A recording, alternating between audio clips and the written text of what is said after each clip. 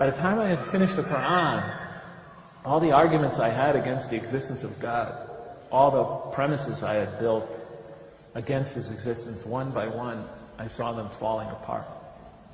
So by the time I finished the Qur'an, I had no more argument against the existence of God.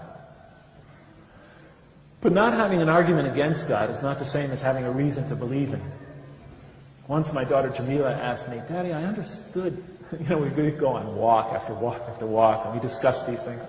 I understood how you found in the Qur'an answers to all your objections to the existence of God.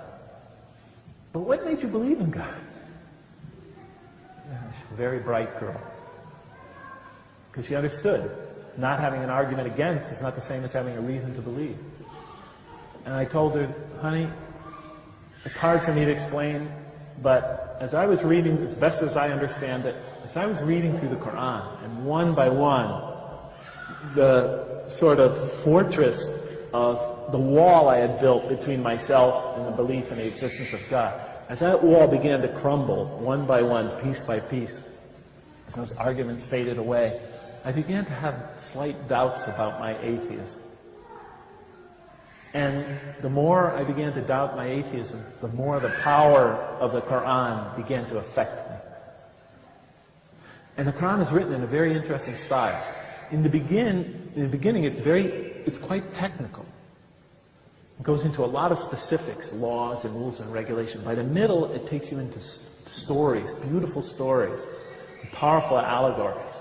Towards the end, the emotions of the Qur'an picks up and it like reaches a crescendo and brings it all to this beautiful, powerful bursts of spirituality and eschatology, and it all comes together in brilliant, pounding images.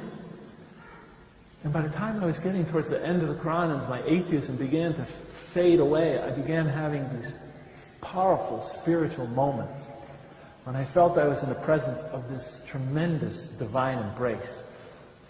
I remember reading the surah, وَالضُّحَى وَاللَّيْلِ إِذَا سَجَى مَا وَدَّعَكَ رَبُّكَ. When I got to the end of that surah, I cried like a baby for 20 minutes. I didn't even believe in God. And it brought me to tears. And I would try to deny these experiences as I was having them. I would try to step on them. They just kept coming. And it was whittling away at my atheism. So by the time I was finished with the Qur'an, I had severe doubts about the non-existence of God.